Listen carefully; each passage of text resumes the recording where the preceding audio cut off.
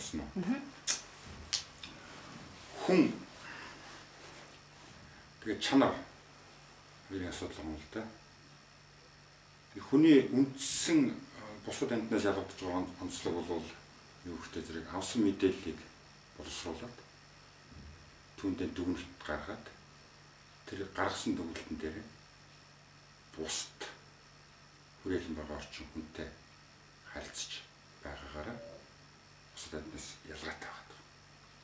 Тийм учраас хүн чанарын асуудал яг хүний мөн чанарын асуудал оюун ухаантай шууд сэтгэн бодохтой шууд асуудал гэж ингэж ухаарах нь зөв болов гэж би бодож.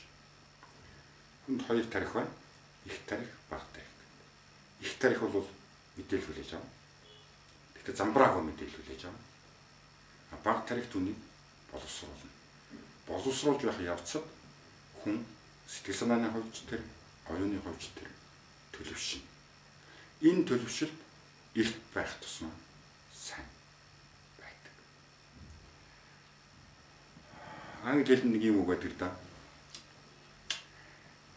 15 нас хүрсэн бол тамирчин болохоо март. 25 нас хүрсэн бол эрдэмтэн болохоо март. 40 нас хүрсэн бол мөнгөтэй болохоо март гэсэн үг байдаг. Тэгэхээр энд ямар санаа байгаа вэ нөхдөд зэрэг мэдээж 15 нас хүрсэн хүн бол мэрэгжлийн тамирчин болоход их хэцүү болчихно. 25 нас хүрчихсэн бол эрдэмтэн болохоо март гэдэг чинь үнэн чанартай 25 наснаас өмнө хүн ертөнцийг танин мэдэх, танин мэдхүн төвшнээ дээд зэгт нь хүрээл тэгээд бууралт руу явна гэсэн санаа. Тийм учраас хүний мөн чанарын асуудлыг ухаарч ойлгох бол залуу насны хэрэг. Тийм учраас залуучуудын хүн чанар гэж ярьж байгаа бол жинхэнэ бүх насныхаа мөн чанар хүнийхэн чанарын асуудлыг 25 наснаас өмнө олж авах шаардлагатай гэсэн санаа энд байна. Тийм учраас хүнийг хүнээр нь харж, ертөнцөөр нь харж сурсан, харж дүгнсэн, харж харилцсан тэр хүндэл хүн чанарын асуудал байж чадна. Энийг яаж авах вэ? Ерөөсөө л өөрийгөө судлах хэрэгтэй. Өөрийгөө мэдэх хэрэгтэй. Өөрөөр хэлбэл чамд бэрхшээл байна уу? Тэгвэл бусдад бэрхшээл байна. Чи өлсөх үү? Бусад хүн өлснө. Чи өвдөх үү? Өвдөнө. Чи өмчрөх үү?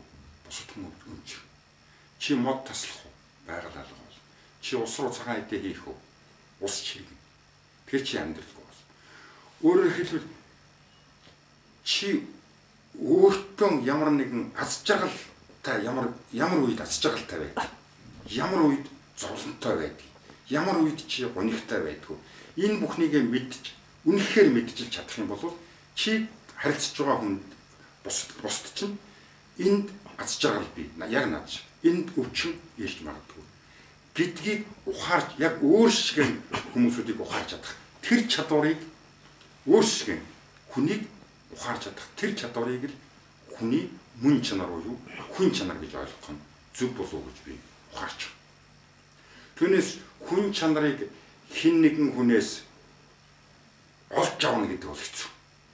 Тэр бол олдвол хүн чанар өөрөөс чинь золдно. Бусдаас олдно гэж бол байхгүй. А бусд бол үлгэрлэж болно. Үлгэрлэж болно. Тэгэхээр тэр үлгэрлэж байгааг бол сурахад хэцүү. Сурахад хэцүү. А үлгэрлэж байгааг өөр дөрөнд тусгаж л авах хэрэгтэй. Яагаад энэ хүн намайг өрөвдөв? Яагаад энэ хүн намайг хайрлав? Яагаад энэ хүн намайг залуучууд яадаг? Холигдов. Би хэрвээ хүнийг ингэвэл хүн юу гэж бод? Би юу гэж бодох вэ?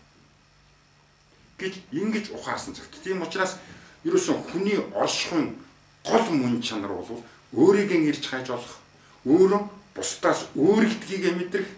А бусд хэрвээ өөр гэдгийг мэдрэх юм бол бусад хүмүүс чам шиг өөр байгаад яг чам шиг зовлон жаргалыг эдэлж чадна. Чадахгүй гэдгийг ухаарч чадна. Ийм учраас хүн чанар гэдэг бол юу гэдэг юм? Хүнд мөнгө өгч гэдэг юм. Зүгээр одоо нэг үүрч яваачааг нь одоо үүрээ тусснараа хүн чанартай байна гэж ойлгож болохгүй.